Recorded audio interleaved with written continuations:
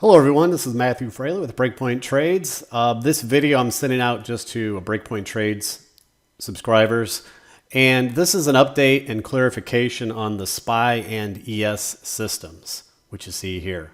So as you know, I discussed this on the weekend. I sent out an email yesterday, and I want to clear up some confusion and a little frustration. So first off, this image shows you all the 12 long subsystems for the SPY systems. Remember, there's also 9 systems that look for short opportunities. So last week, the bear long took an entry. It actually took 2 entries, which you see right here. All right. Here's the current stats for that bear long. Nice profit factor, decent winning percentage. And taking a look at the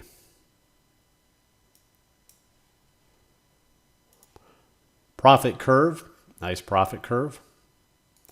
Anyway, a couple things I want to talk about on the bear long, what it's looking for here. So first off, the bear long is kind of an interesting trade. You know, a lot of these reversion to mean systems, you know, they're pretty short trades. They look for a very oversold condition on most of the longs. They get a simple reversion to mean, like you see here on this CCI. Get back over a short-term moving average, it exits. That's what a lot of these systems do. They look for statistical trade opportunities, get in and get out, and they're in cash most of the time. All right. Now the bear long is kind of a mix of both. All right. So some of these systems have what I call, you know, it's kind of like, I like to think of it like a relay race where you have a series of runners, and you know, one runner completes a part of the race and he hands off the baton to the next runner, hands it off to the next runner. That's kind of what is built into this bear long. So the first runner simply looks for the simple reversion to mean type trade. You know, you get into trade, it gets in and gets out, you know, after a short-term moving average. Sometimes this momentum indicator will kick in. If it turns green, like you see here, and it can sometimes catch trades that hold for quite a long period of time. So I'll show you a couple of those.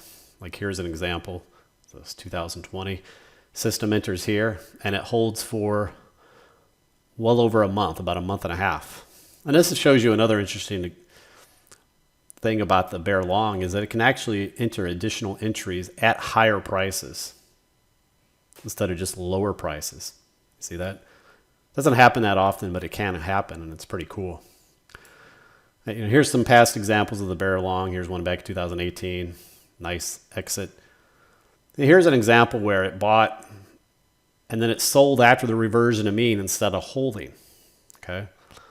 Would have been better to hold there, but it did not. And looking at some other examples in the past, here's some examples, kind of a combination of them. Here's some examples. Simple reversion to mean. It's only in a trade for a couple days. It's in a trade for a couple days. And then here, it catches a trade that lasts literally about 2 months from this low. And notice it had additional entries at higher prices that were all winning trades. Just like you see here in the October timeframe. Took a second entry and a third entry at higher prices here for one fantastic trade. Back here, of course, you can see it was a simple reversion to mean. Got in, got out. So this bear long can do a variety of these combinations of simple reversion to mean and trend following. Okay. Now, when we go back and look at this, as of the moment, this momentum trade is green, and so currently we have met our initial reversion to mean exit condition where it would normally look to exit. But because this turned green, it's actually now looking to hold this trade. All right. Now, that said, as I discussed on my weekend newsletter, it's going to depend on what the market does. If the market still maybe needs one more pullback here, then that's probably not the best choice, because this is not now going to exit until this turns red. So therefore, if you think the market is going to maybe have one more pullback or vulnerable to that, one option would be to consider exiting half your position now, since the reversion to mean trade has already been met, and then you keep the other half by the system. So you kind of get both opportunities. So if the system were to catch a nice trending trade here, we were to have a decent low here, you'll still be in a position. If the market decides to sell off, and let's say we're to exit at worse prices than we are now, you'd have at least exited partial gains. So again, that's something that you can consider doing. I may or may not officially email that out to the website, but I'm just providing that option, for you guys to consider. Now, the one thing I want to discuss, guys, and it's rather annoying to me, is the ES systems. So as you know, the ES systems, I also send out trade notifications for that. Okay. You can see all the ES systems that are looking for long trades here. Well, the bear long has also been long ES. It took the same entries last week as SPY. Yesterday, I sent out a trade notification stating that the ES system had exited. However, as you can see here, it did not exit. So what happened?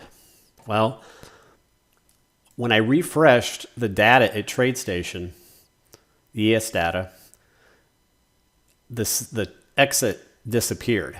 Now, why is that? So I called TradeStation about this, and apparently, yesterday was a holiday, right? SPY did not trade, but ES futures do. ES futures close at 1 p.m. on a holiday, then they reopen again at 6 p.m.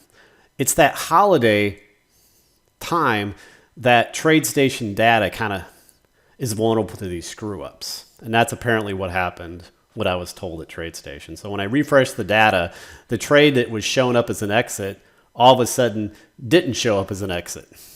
So anyway, lesson learned. It's kind of one of these weird nuances with ES futures. It's not something you're going to see on the SPY. So again, this is a little growing pains when dealing with since I'm sending you both trade notifications for SPY and ES. All right, so this is an important lesson. So in the future, if this is showing some sort of trade on the holiday for the ES futures, I'll make sure to hard refresh it so that we don't have a false signal like we did yesterday. As you can see, the system is still long, even though I sent out the trade exit. So one thing I'm going to do here, guys, I want to track it.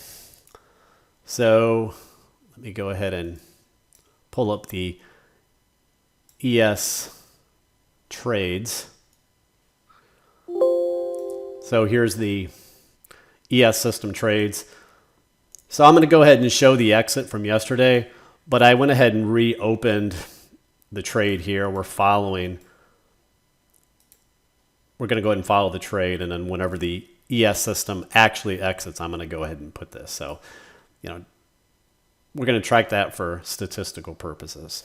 Okay, so hopefully you guys understand that. And remember, I still get questions about this. So let me go ahead and pull this up. Especially if you're new here, I get questions about the systems. So remember, you can find the systems in the systems section. Go to SPY. And there's a little overview if you haven't read. The SPY system trades are right here. And if you look here, the ES trades are listed right here. All right. Now for ES, what I put is in a second entry bear long, watch the YouTube video. So when you look here, you'll see that open trade down here. All right. SPY system trades, we're of course still it's going to still continue to hold the bear long trade as well. Okay.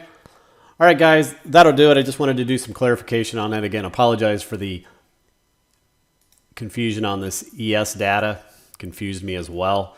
But this is something I'll know in the future when we have a holiday and ES futures are trading, and I'll make sure to hard refresh that data so we don't get, a false signal like yesterday when the system was showing an exit, but it really didn't exit once the data was refreshed.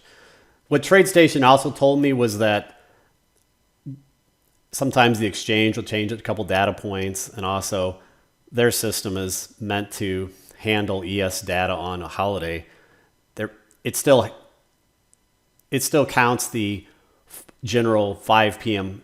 close, which on holidays ES closes at 1 p.m. So it kind of screws up their system. Pretty annoying that they never fix that, but it is what it is. So again, I'm not sure how many of you are following the ES trades. I know most of you follow the SPY trades, and of course, no changes there. Again, my last comments here is that, you know, the momentum condition did trigger on the bear long for both ES and SPY. That's going to continue holding. But like I said, we did get the reversion to mean. So if you took out this momentum condition, it would still be exiting today. So like I said, one option would be if you thought the market's vulnerable for another pullback, you know, one option would be to consider exiting half of your position today for a gain and keeping the other half. But again, that's just an option I'll throw out there. And we'll see what happens this week. Have a good day. Take care.